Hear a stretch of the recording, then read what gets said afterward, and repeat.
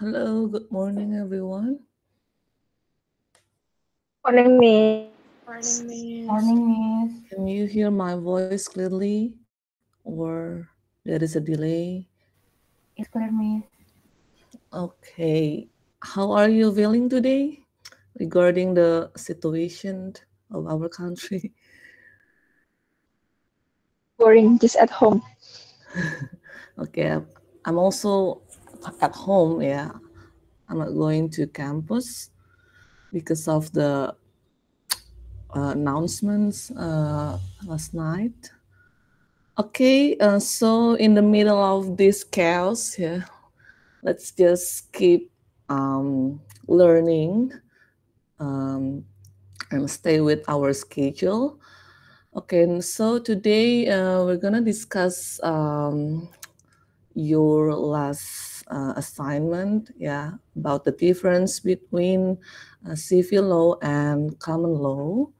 So you are not going to present, but we're just going to discuss together. Okay, so let me share my screen first.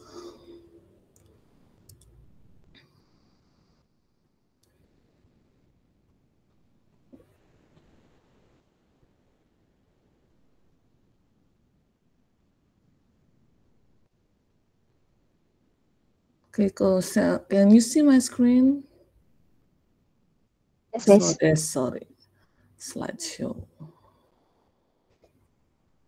Okay, so I have reviewed your assignments, yeah, regarding the difference between common law and civil law, and most of you have done a good research in finding the differences, but there is maybe one group that maybe forgot to find the countries adopting this law. Ya, jadi ada satu grup yang lupa mencantumkan negara-negara mana saja yang adopting common law, adopting civil law. Okay, but it's okay. We're just gonna discuss right away. So, yeah, as you guys have known, yeah, common law and civil law is two different things. Yeah, why it matters? Yeah, in this subject. Yeah, because you have to know the differences in the terms they are using. Yeah, especially when you are translating from Indonesian into English or vice versa. Because most of the English speaking countries, yeah, are adopting common law, ya, while we are adopting civil law. Ya, jadi bagaimana perbedaannya? Ya, jadi common law ini dia berasal dari English law, ya, dan memang adopted by most of the English speaking countries. Ya, for example, ya, in United Kingdom, US, Singapore, ya, Australia, ya. Meanwhile, civil law itu dia adopted by most of Europe and European colonized countries. Jadi kalau civil law itu dia berasal dari Roman law, ya, yang memang sebagian besar itu diadopsi di Eropa. Ya, jadi karena kita dijajah oleh kebanyakan bangsa Eropa, maka hukum kita itu mengikuti mereka, ya. Jadi kita di sini menerapkan civil law instead of common law like our neighbor Singapore or Malaysia, ya. Jadi bagaimana sih perbedaannya, ya, antara common law dan civil law? So the main differences is in the how the law is carried out, ya. Jadi kalau civil law itu dia pembentukan hukumnya oleh lembaga legislatif dan eksekutif atau yang kita kenal dengan undang-undang. Ya, jadi di lembaga legislatif itu kan alias DPR gitu ya, dia membentuk hukum ya, dan itulah yang dijadikan dasar hukum di dalam negara-negara civil law. Sementara di common law itu dia pembentukan hukumnya itu dari kasus ke kasus. Ya, jadi kalau apa namanya? Atau disebut juga dengan case based law. Ya, karena sumber hukum utamanya itu bukan undang-undang melainkan preseden peradilan. Ya, undang-undang itu fungsinya apa? Yaitu sebagai pendukung saja. Ya, tidak seperti di civil law yang undang-undangnya itu menjadi sumber utama hukum. Mungkin saja ada preseden, tapi preseden itu tidak dijadikan sumber hukum utama. Jadi kebalikan ya antara civil law dan common law. Ya, kalau civil law ya itu dia dikembangkan secara akademis ya sumber. Oke, sumber. Rajin sekali ya Giri ya, pagi-pagi sudah ke pasar. Oke.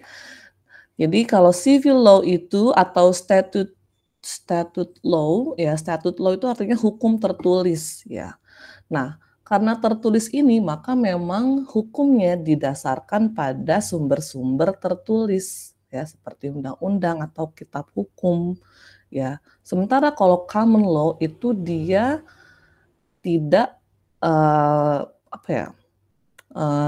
Tidak mendasari hukum itu pada yang tertulis seperti undang-undang, melainkan dari kasus ke kasus atau disebut juga dengan case based law. Jadi dikembangkannya lewat praktik.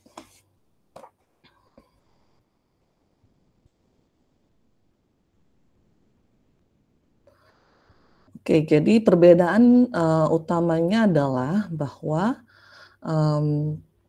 ya di civil law itu dia code based law, sementara common law dia case based law. Nah, di sini juga ada perbedaan terkait role of judges ya. Kalau di civil law ya, di common law dulu deh. Kalau di common law itu judges yang memang membuat peraturan ya, karena kan sumber hukum utamanya tadi adalah presiden. Jadi ketika setiap adanya peradilan itu judgesnya dia berfungsi untuk menginterpretasi kasusnya sehingga dari kasus itu dia menghasilkan preseden-preseden yang hasil presidennya itu bisa dipakai untuk di peradilan selanjutnya. Ya, sementara untuk di civil law hakim itu ya atau judges itu hanya berfungsi sebagai corong hukum ya, karena dia karena dia tidak menciptakan hukum baru ya, melainkan dia menjalankan ya. Jadi dia memutuskan sesuatu itu berdasarkan undang-undang ya, dan dia sesuaikan dengan fakta yang disampaikan di persidangan. Sementara kalau di common law si hakimnya justru yang membuat hukum tersebut. Jadi itu adalah perbedaan peran antara judges di civil law dan common law.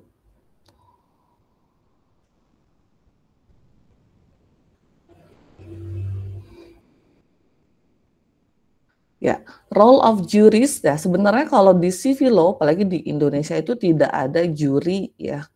Yang ada hanya panel of judges. Karena juri itu biasanya identik ada di common law. Nah, juris ini tugasnya adalah untuk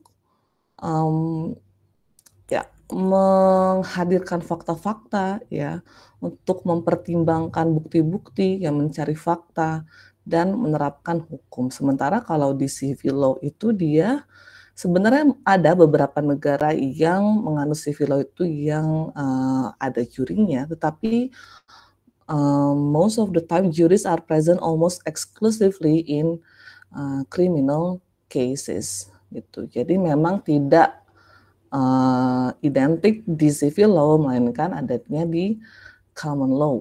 Gitu.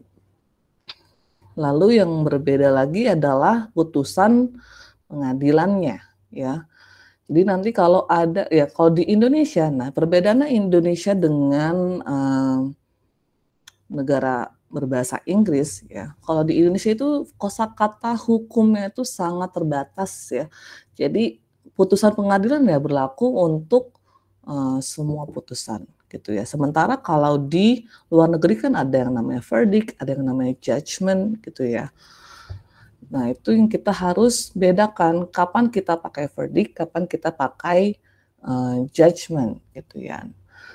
Nah, disinilah pentingnya mengetahui perbedaan sistem civil law dan common law.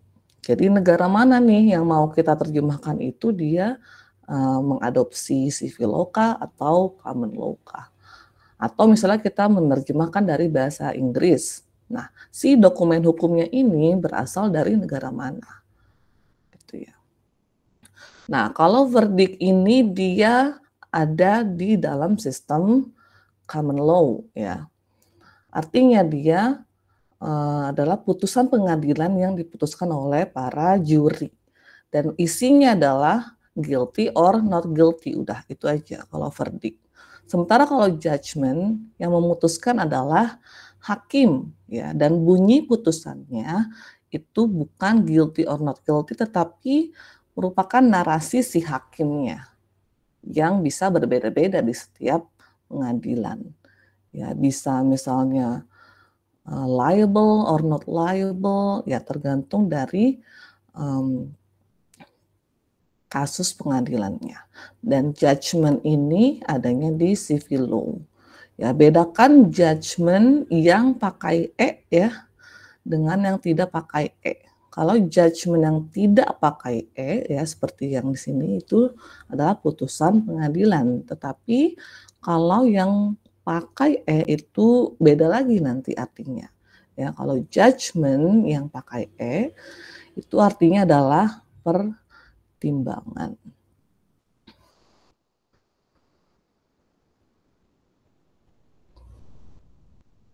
Oke, sekarang kita masuk ke ini ya, kenotariatan. Karena ada perbedaan sistem di antara kenotariatan civil law dan common law. Kita bahas dulu apa sih itu notaris ya dan PPAT ya, yang sering kalau misalnya kalian di jalan ketemu kantor notaris ya pasti selalu ada notaris PPAT gitu ya. Apakah kedua makhluk ini sama saja atau interchangeable atau berbeda? Nah, notaris itu dasar hukumnya adalah Undang-Undang Nomor 30 Tahun 2004 tentang jabatan notaris. Ya. Nah, notaris ini dia adalah memang yang sebuah profesi ya, profesi yang biasanya dia backgroundnya memang dari sekolah hukum ya, misalnya di fakultas hukum. Nah, apakah ketika seseorang itu memasuki fakultas hukum dan belajar hukum itu langsung jadi notaris? Tidak. Jadi notaris ini karena sebuah profesi, dia harus menjalani pendidikan khusus layaknya misalnya dokter spesialis ya. Jadi setelah lulus dari fakultas hukum S1 gitu ya, ada yang namanya sekolah profesi ya.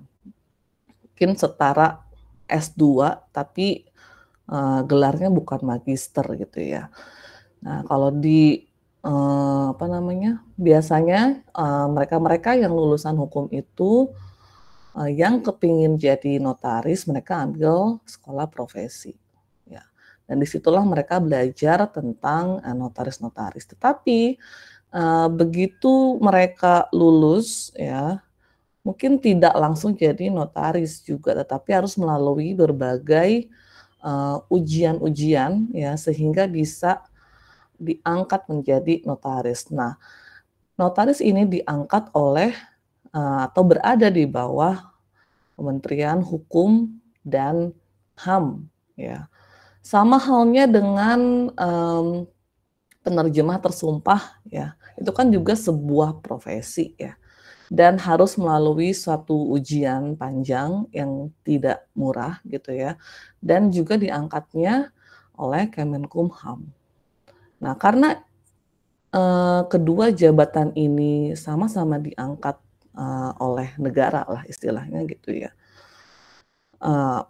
Misalnya kita udah sebagai ASN gitu ya. Nah, apakah kita boleh juga sebagai notaris? Nah, itu tidak boleh. Jadi jabatan yang diangkat oleh negara itu tidak boleh rangkap jabatan ya. Nggak tahu kalau misalnya ya kita lihat pemerintah saat ini banyak sekali yang rangkap jabatan gitu ya di atas. Tapi kalau sesuai aturan sebenarnya kalau ASN itu tidak boleh lagi jadi notaris. Kalau sudah ASN tidak boleh lagi jadi penerjemah tersumpah karena diangkatnya itu oleh Kemenkumham. Oke, jadi di sini notaris berwenang membuat akta otentik ya terkait segala perbuatan, perjanjian, penetapan selama tidak ditugaskan kepada pejabat lain. Ya, intinya notaris itu membuat akta. Ya, entah itu akta pendirian perusahaan, ya, akta perjanjian utang atau segala macamnya. Nanti kita bahas mungkin di minggu depan jenis-jenis teks kenotariatan. Lalu ada yang namanya PPAT atau pejabat pembuat akta tanah. Dasarnya adalah peraturan pemerintah nomor 37 tahun 1998 dan ini diangkat oleh Menteri Agraria dan Tata Ruang atau Badan Pertanahan Nasional.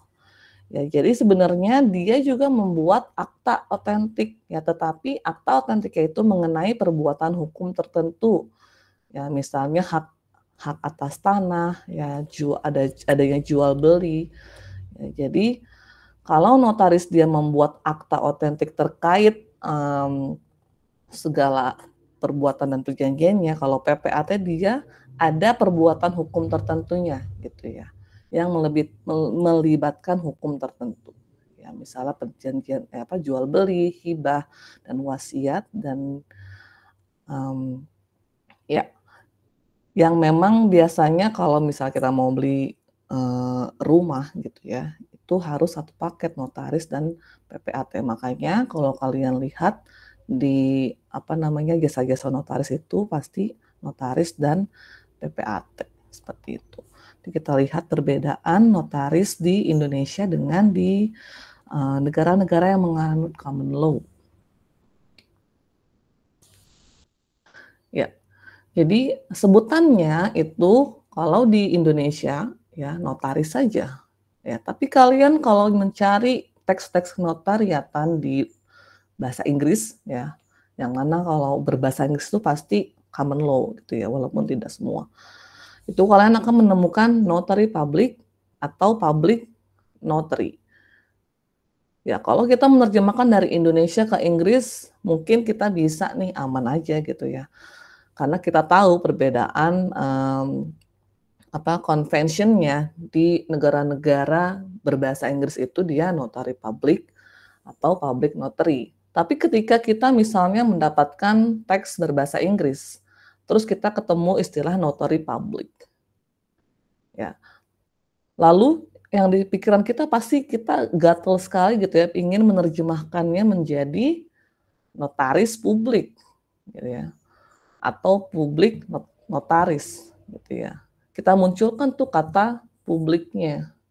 Ya, padahal notaris publik itu tidak ada istilahnya di dalam sistem hukum kenotariatan Indonesia. Ya, jadi kita harus hati-hati terkait istilah-istilah kenotariatan ya di antara negara kita sendiri atau di negara-negara yang berbahasa Inggris. Karena memang sistem hukumnya sangat berbeda. Nah, terus juga yang harus diperhatikan adalah negara mana gitu ya. Kalau misalnya kita mau menerjemahkan dari Indonesia ke Inggris. Kalau misalnya kita mau menerjemahkan ke Inggris dan ternyata itu adalah untuk negara Australia, kita gunakanlah public notary karena konvensinya di sana itu seperti itu. Tetapi kalau di luar Australia yang berbahasa Inggris itu mostly itu notary public. Jadi itu ya, jangan sampai kita kalau ketemu notary public ya, terus kita jadi notaris publik. Cukup notaris saja.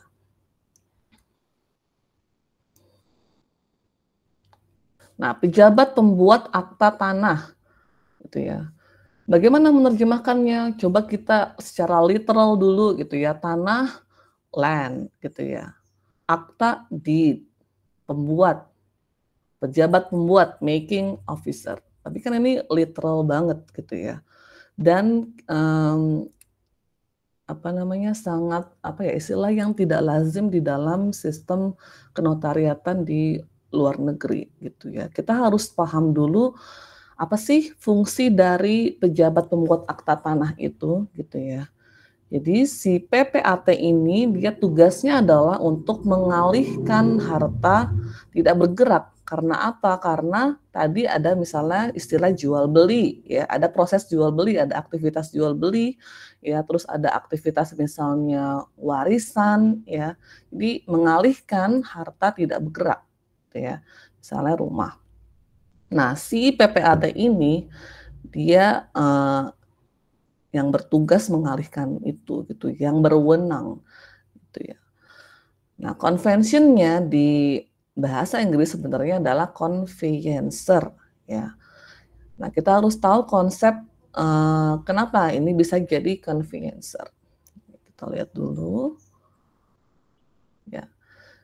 Tadi kan tugasnya itu untuk mengalihkan gitu ya atau memindahkan ya. Ada berbagai kemungkinan kata gitu ya yang muncul mungkin dalam pikiran kita atau ketika kita mencari padanan dari mengalihkan tersebut gitu ya, bisa transfer gitu ya, assign ya, atau convey ya. Nah, kalau to transfer itu maknanya adalah pemindahan, dan pemindahannya ini biasanya menyangkut hak gitu ya. Oh, tadi kan ya, conveyancer itu dia pelakunya ya. Kita lihat dulu dari kata kerjanya. Ya, to transfer, terus ini kan verb ya. Terus ini noun-nya ya, pemindahannya atau pengalihannya ya. Terus si pelakunya to transferer misalnya kayak gitu. Nah, terus bagaimana dengan assign ya? To assign dia biasanya berkaitan dengan pengalihan harta bergerak ya. Karena PPAT dia fungsinya untuk mengalihkan harta tidak bergerak. Jadi kalau kita pakai assign itu kurang cocok ya. Kalau mau pakai tidak bergerak itu pakainya convey ya. Jadi conveyancer itu dari kata-kata convey ya. Terus kata bendanya itu conveyance, terus pelakunya itu conveyancer. Jadi itulah kenapa terjemahan dari pejabat pembuat akta tanah itu menjadi conveyancer ya, karena memang fungsinya itu untuk mengalihkan harta tidak bergerak gitu. Jadi jangan terjemahkan menjadi land deed making officer ya. Terus misalnya kita ketemu dari bahasa Inggris conveyancer gitu, terus kita bingung ya, convey mengalihkan ya, conveyance pengalihan, terus kita bingung gitu ya, conveyancer jadi pengalih gitu ya, pemindah saja gitu ya. Nah, itu nggak ada konvensinya di dalam bahasa Indonesia. Jadi kita harus tahu perbedaan konsep katanya gitu ya. Conveyancer itu ya PPAT, pejabat pembuat akta tanah. Oke, ini perbedaan tadi ya. Kalau misalnya hartanya tidak bergerak dia pakai assigned ya. Kalau tidak bergerak dia pakai convey. Sementara kalau transfer dia lebih bisa untuk mengalihkan, tetapi biasanya netral ya, tidak spesifik untuk bergerak atau tidak bergerak.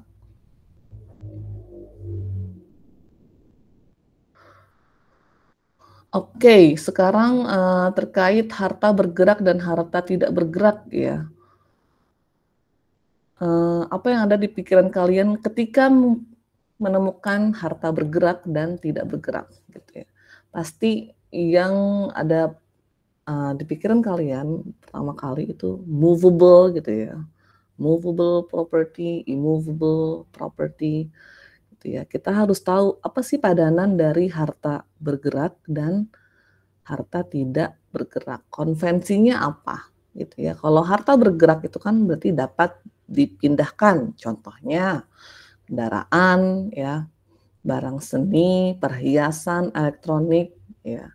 Sebutannya di dalam bahasa Inggris itu bukan movable property ya, tetapi dia personal property ya. Jadi jangan terjemahkan harta bergerak menjadi movable property ya, melainkan personal property.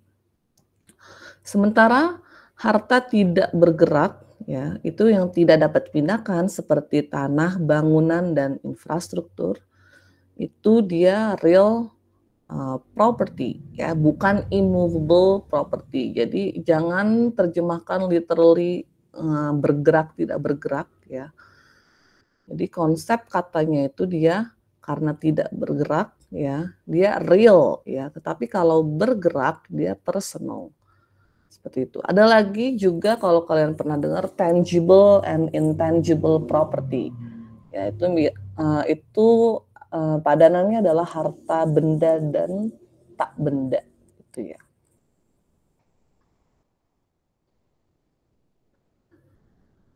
Oke, di sini adalah role of notary di civil law dan common law ya. Nah, tadi ya seperti saya jelaskan di civil law itu dia harus berlatar pendidikan hukum melalui pendidikan khusus, ujian, magang ya. Sementara kalau di common law untuk menjadi seorang notaris itu tidak perlu pendidikan khusus ya, tidak perlu berlatar belakang hukum ya. Sorry ini typo ya. Kewenangan. Jadi ya siapa saja bisa ditunjuk menjadi notaris. Tidak harus melalui satu pendidikan khusus, ujian dan segala macam seperti di civil law. Ya, kenapa harus berlatar pendidikan hukum di civil law ya dan melalui berbagai berbagai ujian ya. Karena tadi ya kalau civil law itu kan memang sumber hukumnya adalah tertulis ya, undang-undang dan segala macamnya. Sementara kalau common law itu kita bisa learn from the practice, from the case. Ya, jadi undang-undang itu atau hukum tertulis itu di common law hanya sebagai pendamping atau pendukung saja. Tidak seperti di civil law yang menjadi sumber hukum utama. Nah, kalau di civil law, notaris itu wewenangnya itu adalah membuat semua akta otentik. Nah, beda di common law, ya, notaris itu sebenarnya tidak membuat aktanya, ya, tetapi fungsinya adalah dia hanya membuat legalisasi, ya, atau penentuan kepastian tanggal dan tanda tangan orang membubuhkannya. Ya, misalnya ada akta pendirian perusahaan. Nah, kalau di civil law itu yang membuat ya si notaris ya benar-benar membuat akta dari A sampai Z. Tetapi kalau di common law aktanya sudah ada ya dan itu bukan notaris yang buat, tetapi dia mengesahkan atau melegalisasi si akta tersebut. Ya, makanya kebanyakan teks kenotariatan di common law itu adalah sebutannya notarial certificate. Ya, kalau kalian masih ingat perbedaan surat pernyataan, surat keterangan, ya. Kalau certificate itu dia surat keterangan, artinya dia menerangkan untuk orang lain. Nah, si notaris ini menerangkan untuk pihak lain bahwa si aktanya ini dilakukan pada tanggal sekian, ya, ditandatangani dan disahkan. Ya. Tetapi kalau di civil law, ya berbentuk akta deed, ya. Meskipun ada juga pengesahannya oleh si notaris tersebut. Jadi kalau kalian mencari misalnya dokumen-dokumen kenotariatan, terus kalian cari akta-aktanya, itu kalian mungkin tidak akan menemukan akta-akta yang ditulis oleh notaris seperti di civil law. Maka carilah notarial certificate gitu ya, dan segala macamnya. Dan biasanya tuh hanya 1 halaman ya, karena hanya berupa pengesahan legalisasi gitu ya. Sementara kalau di civil law itu ya kalian bisa menemukan akta, berbagai macam aktanya, dan itu biasanya ya berlembar-lembar atau berhalaman-halaman. Meskipun ada juga halaman khusus legalisasinya. Seperti itu. Jadi inilah tujuan untuk mengetahui perbedaan civil law dan common law, karena banyak sekali perbedaan istilah ya kenotariatan yang harus kalian waspadai ya di dalam menerjemahkan teks kenotariatan.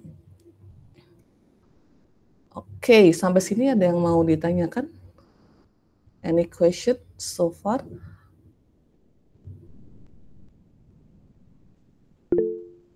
Ya, Jadi nanya di message.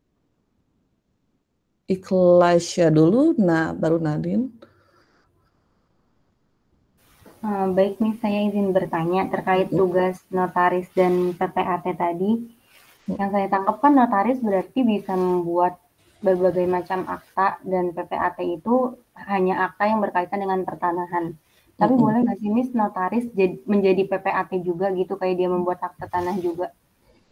Oke, ya.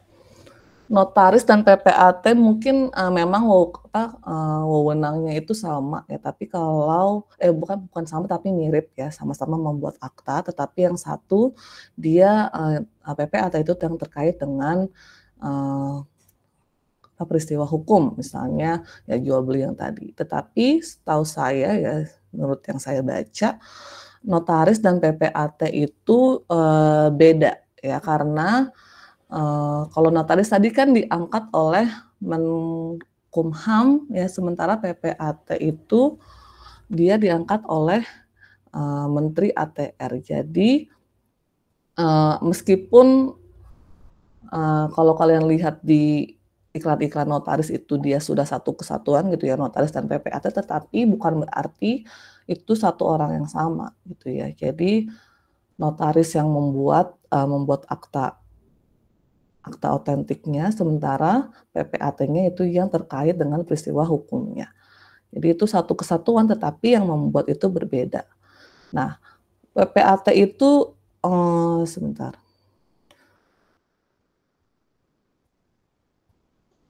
Correct me if I'm wrong ya, kalau kalian cari di Google PPAT dan notaris itu apakah bisa orang yang sama ya? Karena setahu saya notaris itu ya diangkat diangkat oleh negara ya, seperti ASN gitu ya, penerjemah tersumpah. Nah, ASN itu tidak boleh menjadi penerjemah tersumpah. PPAT kan diangkat oleh negara juga, jadi tidak boleh merangkap jabatan. Setahu saya seperti itu. Jadi correct me if I'm wrong. Ya, jadi kita sekarang berpura-pura menjadi mahasiswa hukum gitu ya. Atau ada yang mengetahui tentang apakah kedua jabatan ini bisa merangkap? Atau mungkin ada yang orang tuanya merupakan notaris atau PPAT?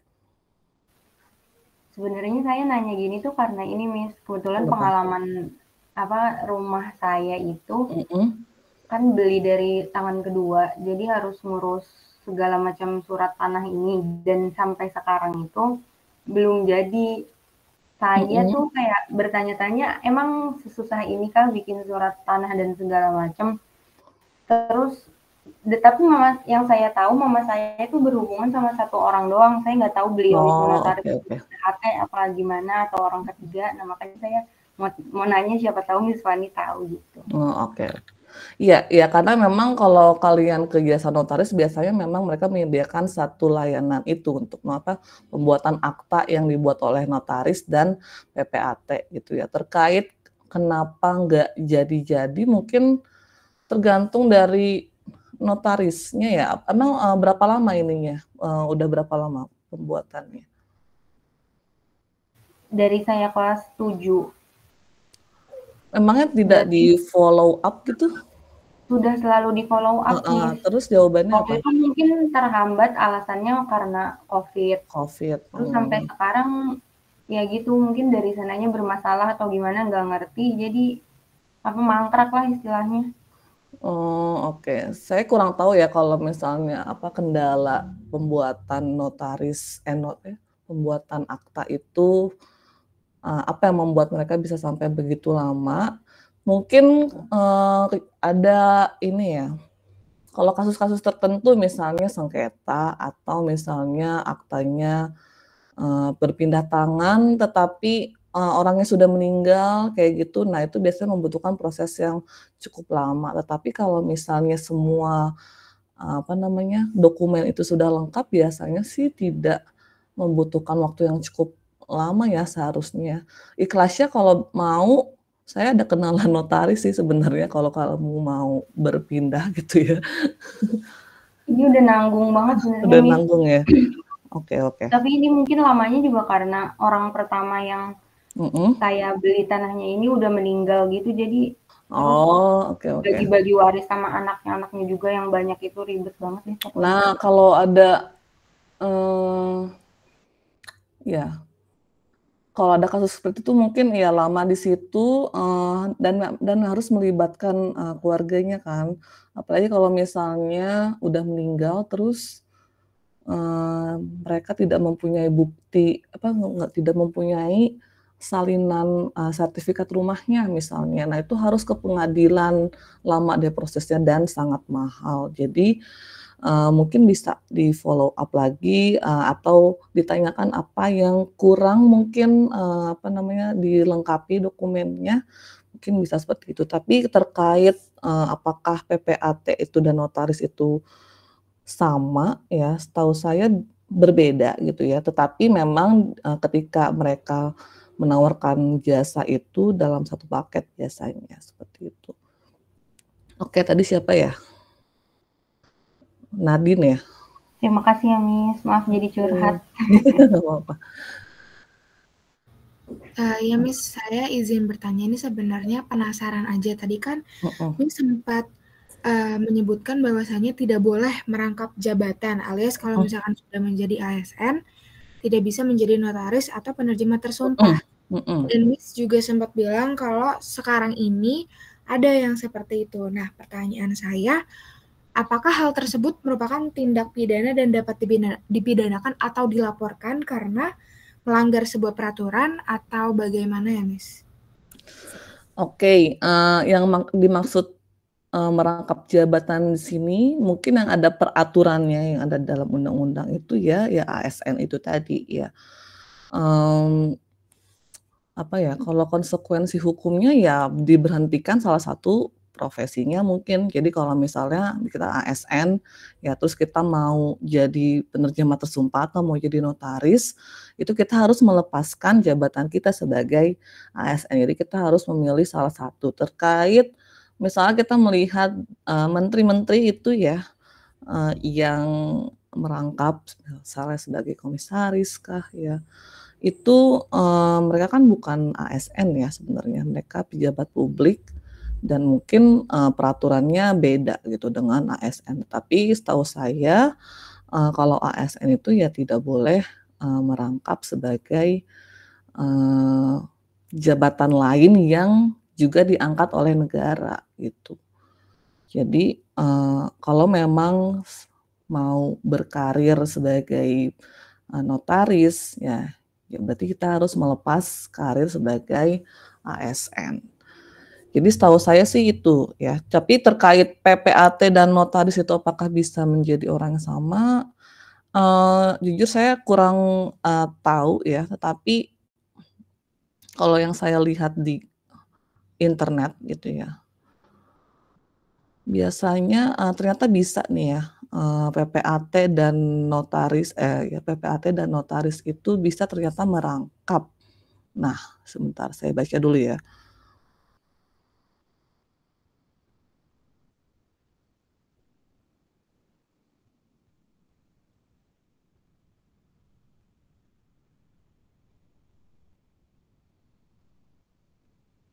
Ya, syarat menjadi untuk mengaku jabatan notaris adalah harus memiliki gelar sarjana hukum dan S2 kenotariatan. Sedangkan untuk menjadi seorang PPAT, pelamar harus memiliki pendidikan hukum juga, lulus S2 kenotariatan dan mengikuti pendidikan khusus PPAT. Oke.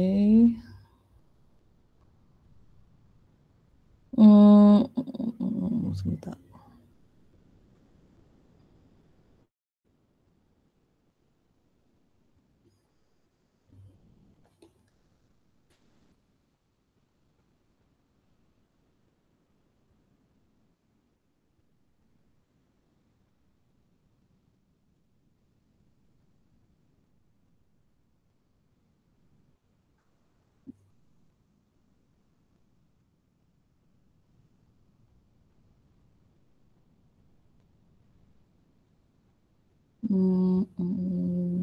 Bentar ya.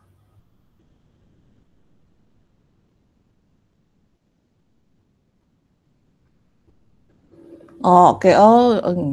I see. Jadi boleh merangkap asal wilayahnya itu kedudukannya sama.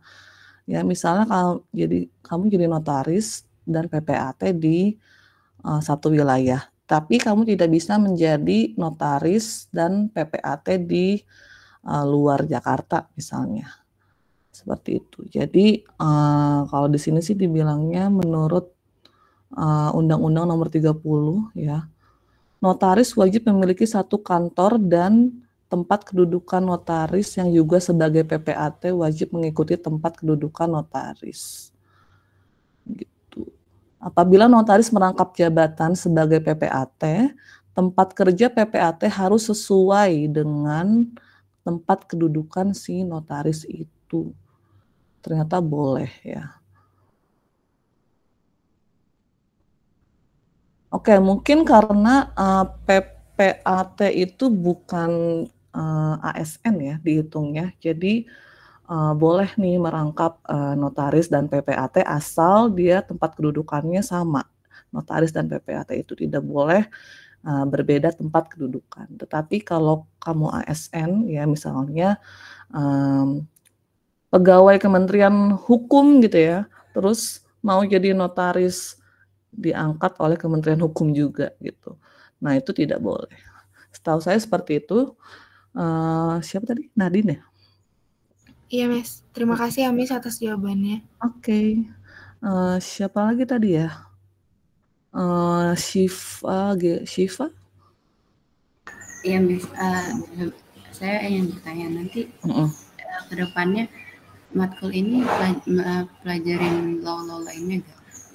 Soalnya pas saya identify kemarin negara Indonesia, itu bukan termasuk common law sendiri, tapi dia kayak ada Muslim law,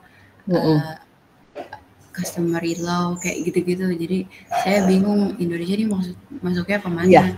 Jadi tertulisnya mixed system gitu. Iya, memang ya secara umum memang sistem itu civil law versus common law, tetapi memang ada sistem hukum lain ya. Jadi sistem common law dan civil law itu bisa diadopsi secara penuh ya, ataupun bisa campuran. Tetapi kalau di Indonesia itu ya di sini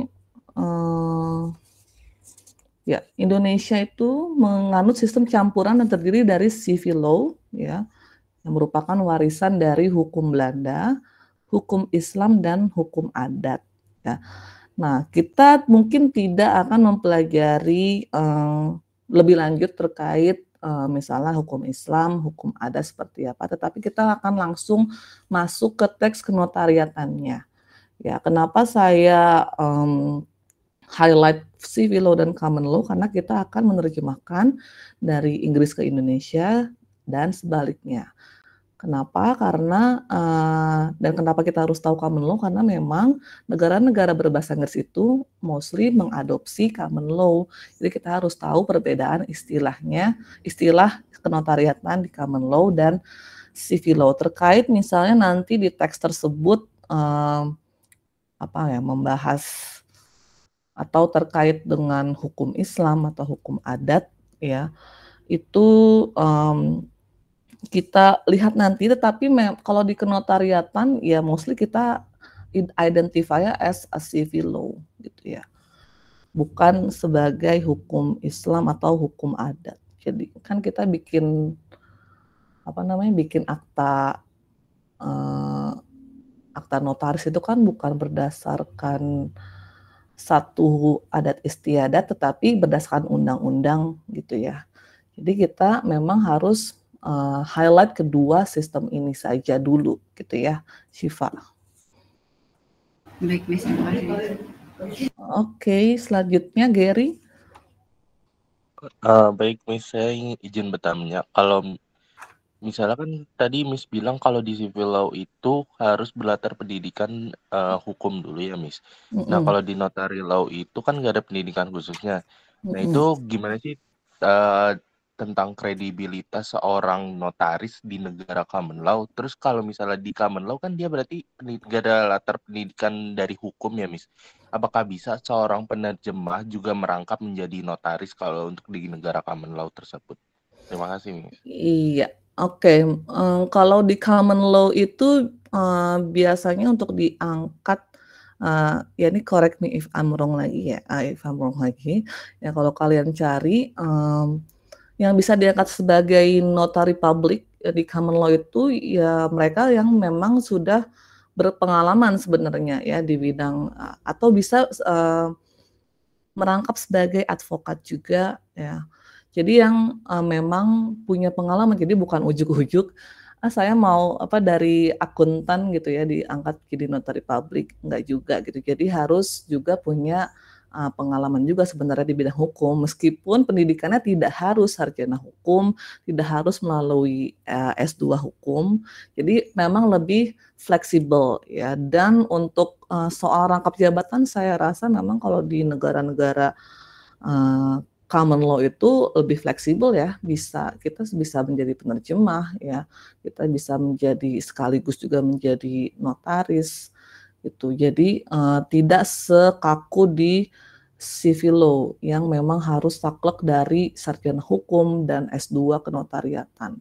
Jadi kredibilitasnya bagaimana ya, itu kita lihat lagi dari pengalamannya gitu ya. Mereka kan nggak mungkin mengangkat seorang notaris itu tanpa pengalaman gitu ya, tanpa mereka punya pengetahuan sebelumnya tentang kenotariatan ya. Jadi memang perbedaan itu hanya di latar belakang pendidikannya yang tidak diwajibkan untuk si notary public itu dari sarjana hukum. Tetapi terkait kredibilitas tentu ya ada pertimbangan lain ya, mungkin karena dia sudah berpengalaman sebelumnya menjadi advokat dan memang mengurusi kenotariatan ya, sehingga diangkat menjadi notary public. Dan karena mungkin perbedaan perannya ya, kalau di civil law itu kan notaris memang yang membuat aktanya ya, akta otentiknya, membuat akta dari A sampai Z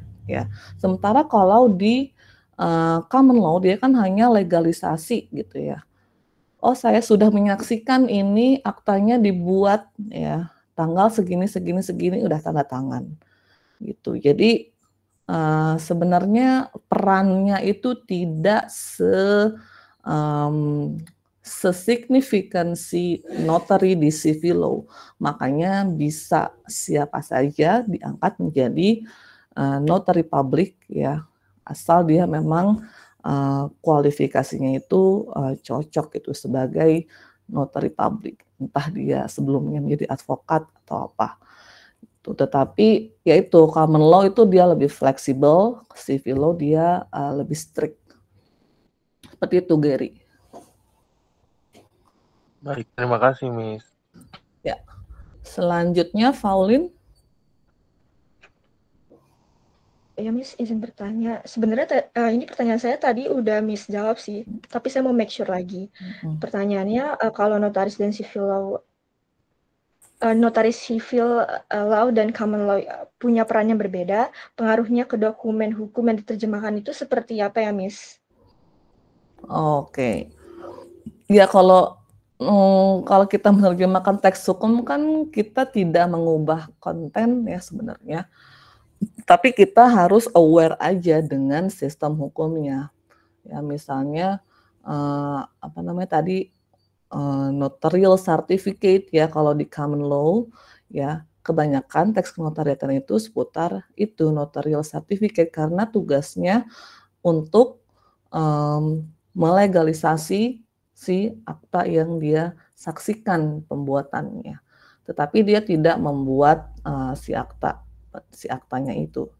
Nah, tetapi kalau terkait penerjemahan ya kita ikuti saja kontennya ya. Tetapi kita sesuaikan istilahnya, misalnya tadi notaris dan notary publik ya, jangan sampai notary publik menjadi notaris publik seperti itu. Jadi kalau penerjemahan ya kita tidak mengubah isi, ya tidak mengubah pesan, melainkan kita harus aware dengan konvensi-konvensi istilah kenotariatannya seperti itu. Baik, terima kasih, Miss. Oke, ada lagi?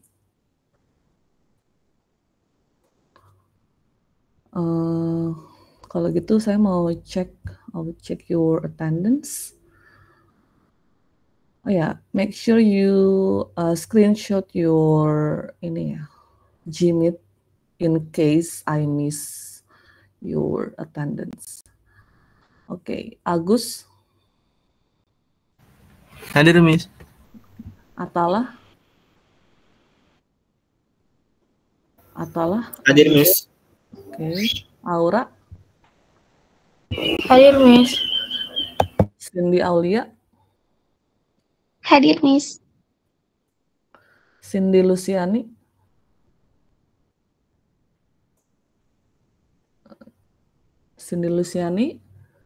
Next, Devin.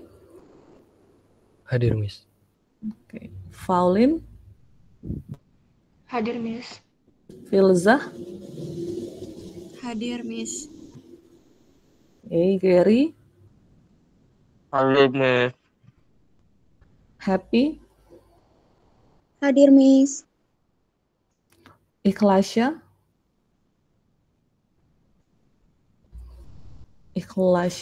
Hadir, Miss. Indah. Hadir, Miss. Indri. Hadir. Oke, Kartika. Hadir. Mayona. Present, Miss.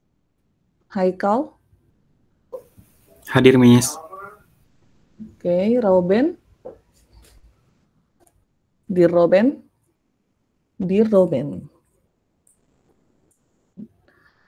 Absen. Nadine. Hadir, Miss.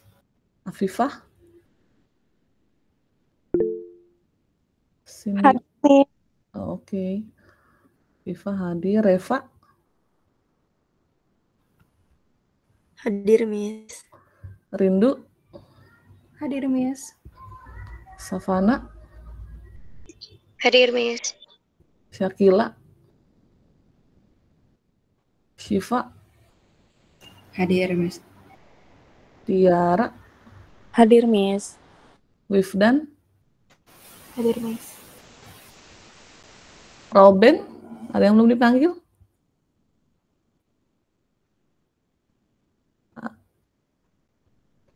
Oke, Robin ada di sini tapi nggak bersuara. Oke,